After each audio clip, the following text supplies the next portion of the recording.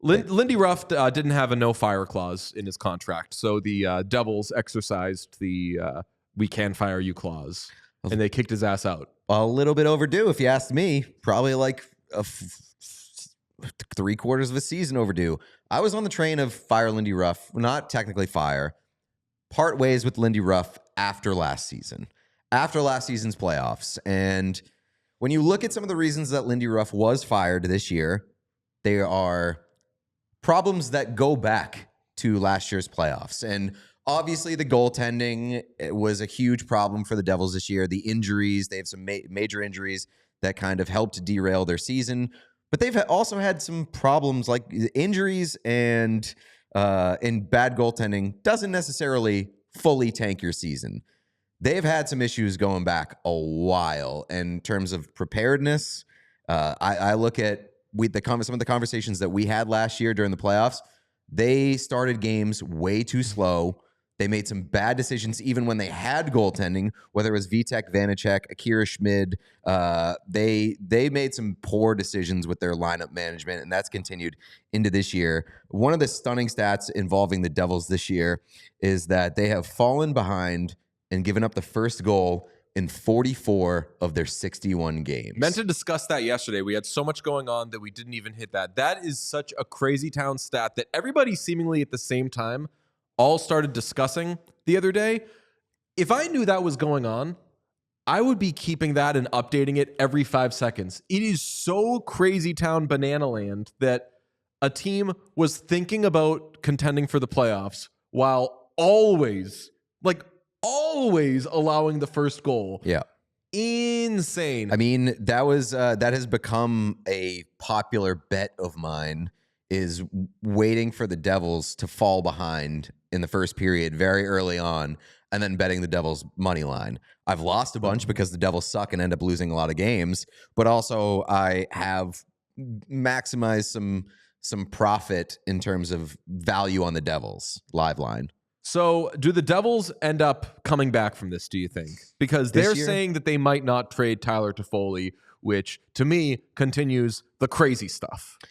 I would still trade Tyler Toffoli. Like, I think that if you're the Devils, you probably shouldn't be looking to save this season. 8 points out of a wild card spot, by the way. You probably shouldn't be looking to save this season. I think that you should be looking to light a spark, and if it gets you in the hunt down the stretch, by all means, I think that's a great thing for the team.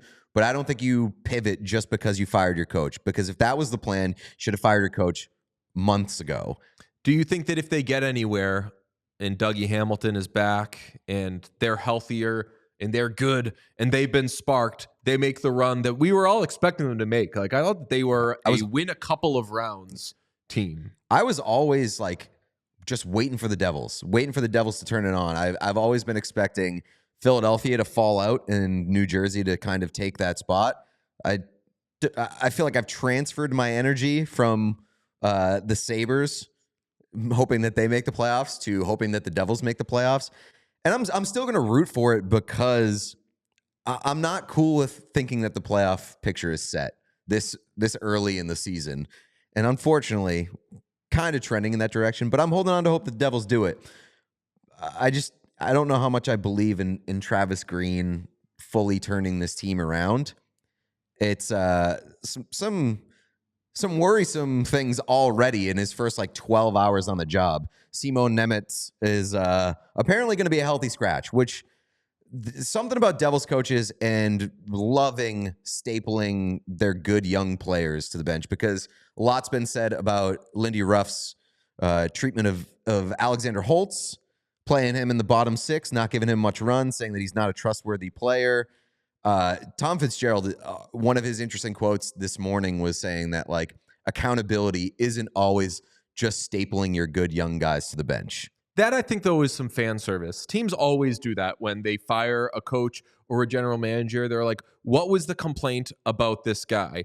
Let's make some sort of passing reference to it, or a distinct reference to, we're not just going to do the thing that you thought the last guy did. So the proof will be in the pudding there, I think. The proof will be in the pudding, and I agree with what you're saying. A lot of the times it is fan service, but a big reason why Lindy Ruff wasn't fired already was because of his relationship with Tom Fitzgerald.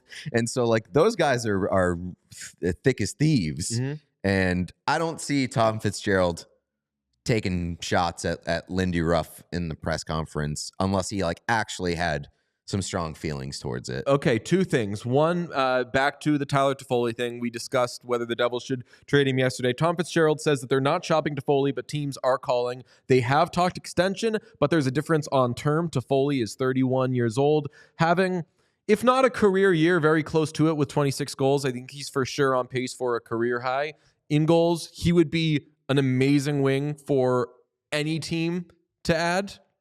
Bruins, Oilers, chief among them. I mean, any team that has money to spend. He's not making a ton of money. I think he's at $4.25 million or something. So especially if the Devils retain something and they've got a ton of cap space, then I think they should be able to get a ton for him. But Fitzgerald says that they're not just going to get rid of him. They wouldn't just be getting rid of him. If you trade Tyler Toffoli, you're getting a lot. So you should do that. The other thing I wanted to ask is, does Lindy Ruff get another head coaching job? Because I, crazily enough, kind of think he should. I mean, like, I'm not going to say that he shouldn't. I don't know how much I believe in Lindy Ruff as a guy who gets you there. And we kind of lightly had this conversation before the show started. I think the game has passed Lindy Ruff by a little bit, but I do think he's old schooled and he's seasoned enough to give you some momentum. Like, he's not your final destination coach. Right. The way we were discussing it was Lindy Ruff drives you to the airport. And then once you get to the airport, and that's great because that's a huge part of the trip. You got to get to the airport or you can't get where you're going. Once you arrive at the airport, A, you don't want him to fly the plane, or he's not great at flying the plane. And B, at points, such as this season, you're not even sure if anybody procured tickets for the plane or boarding passes or anything. Yeah. So he gets you part of the way there. You said momentum. He does give a team a push, but I don't know if you're winning a cup with him. He's still, I think, a coach, though, that will improve like a situation that needs a little kick in the pants, which is Sean's going to kill me. Like, I don't hate him for Buffalo. I hate it for Buffalo. I hate it for Buffalo. It's too young of a team. Too many young guys. I was going to say Columbus. Too many young guys. But I was also thinking they Columbus. have too many young guys. Well, I feel like it's not bad for young guys. It's just you're not winning a Stanley Cup with those young guys. I just think Lindy Ruff's track record of being a bit of a hard ass with the young guys is not always helpful, especially when they're young guys who are like need some extra love, need some extra development. I also think it's very important and crucial who you have around Lindy Ruff on a staff. Mm-hmm. And I think last year is very clear proof of that because Andrew Burnett's impact on the Devils last year and their offensive system, miles difference when Bruno left that team to this year.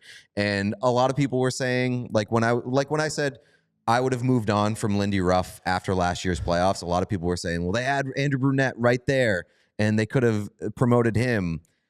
One of the things that I was reminded of yesterday was that Andrew Brunette did not want the Devils job. And I think a big part of the reason was Andrew Brunette's wife did not want to live in New Jersey, wanted to move further south. That came out over the summer when he took the Predators job.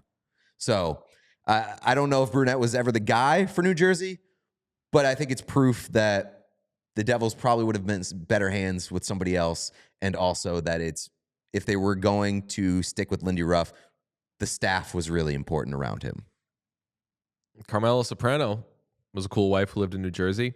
I'm not saying you can't. I'm be not a cool judging. wife. I feel like New Jersey catches a big stray there. No, I think that it's not limited to New Jersey. It was like his Wanted wife to didn't be want in to the live in the South. Northeast. Wanted to be further south. We